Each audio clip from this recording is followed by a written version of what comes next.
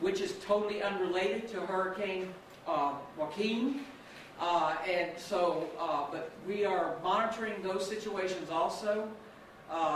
As the storm is, as I'm sure you all know, is a Category 4, and as it does approach, makes it turn, whenever it is, and that's the big $64,000 question, is when this storm is going to make its turn to the north. But based on when it does that, we could see some higher surfs from this along the South Carolina coast, greater rip currents along the South Carolina coast, and possibly even some increased coastal flooding. In addition to the rain and so forth that we're getting now that's coming, that's not related to the hurricane. So we are just monitoring this very closely. We're working very close with our municipalities and helping them coordinate. We'll coordinate with them if they need any resources as a result of any flooding or any type of situations that may occur over the weekend, and that's basically what we're doing. Oh, we're going to OPCON 4 at 5 o'clock this afternoon, and basically what OPCON 4 means is that we are just going to are watching it a little bit more closer. There is no discussion of activating the Emergency Operations Center here. It's just the staff and of emergency management is going to be monitoring the whole situation closer and be in more contact with our municipal partners to just monitor the conditions out there. And that's really all I have. If anybody has any questions. What are you before OPCON 4, OPCON 3? Oh, I'm sorry, OPCON 5. OPCON 5 is basically day-to-day operations. We stay there until something like this may occur that requires us to monitor the situation a little bit closely and do more coordination than we would do on a typical day. And of course, as things progress, if we change our OPCONs, if things progress to get a little worse, and then basically it goes from 5 to 1. At what point does the center become active then? At what level? If we would change to OPCON 3, at that point in time, we probably have this. We may not be fully activated, but we will have some very key functions brought in to the operations center to start monitoring. If we go to OPCON 3, it's typically because we're getting ready to do an evacuation as a result of a hurricane, so we got to get our shelters ready and transportation and law enforcement ready to conduct the evacuation. So that would be at OPCON 3. And of course, if we go to 2, then we are fully activated, and 1 is actually when the evacuation would start in progress. And what are some of the concerns that the municipalities that you've been reaching out to have brought forward for you?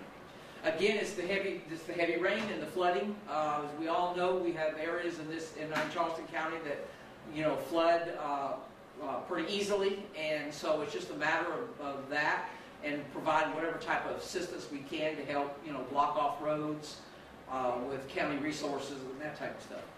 When is the last time you went down to OPCON 4? Yeah, the ice storm I think was last year, 2 years ago. February.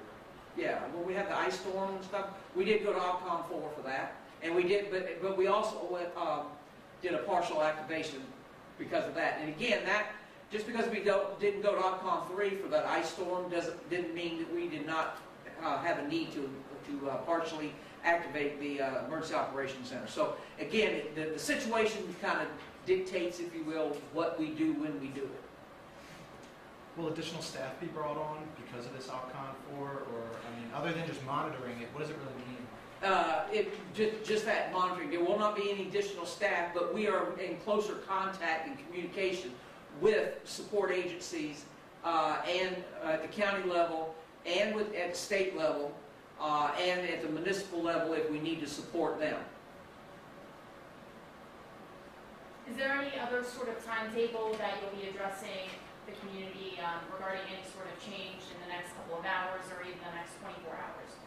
No, it's just making sure they just monitor. They monitor the local weather to keep a current situation. Some of the things, the saying is don't drown, turn around. So if the road roads are flooded, please don't try to ride through them, even though you think it may not be that deep. The chances are they are, and people get stranded and so forth. So the biggest thing is if the road's barricaded off, don't move the barricade. Take another route. Yes. I don't know if you may have the answer to this, but we were hearing that emergency patients were being told not to be transported to MUSC. I don't have any knowledge of that, so I wouldn't want to comment on that. Okay. And another issue that we've been following with the county, the main road flooding situation. Do you know if anything will be put in place to kind of help in that area? I do know that Charleston County Public Works is ready with equipment and any other resources they may need to try to minimize that situation as much as possible, in addition with working with the South Carolina Department of Transportation. Any shelters currently for those in low-lying areas or the flooded areas at this time? No, we're not anticipating opening any shelters at this time. If we have some isolated areas where citizens may be impacted by high waters or what have you, we would then work with the local American Red Cross chapter to make arrangements for those citizens. Can you mention the EMD app? Yes, Charleston County Emergency Management Department does have an app. We're the only county in the state, so I'm proud to say that has an app. It's free. You can go, it's Android or iPhone.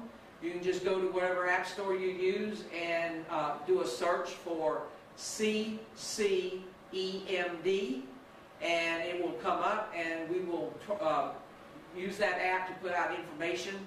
Emergency information. We use it to put out any kind of closings to government offices if we do that, or schools, that type of stuff. So it keeps everybody up to date with situation. Do you anticipate dropping down to OPCOM 3? Not at this time, no. Even this weekend? Right, not at this time. It's going to. The whole thing about this situation is we've got this rain that's coming that has nothing to do with the storm, and then we got this storm out there that can't figure out what it wants to do. I mean, literally cannot figure out what it wants to do.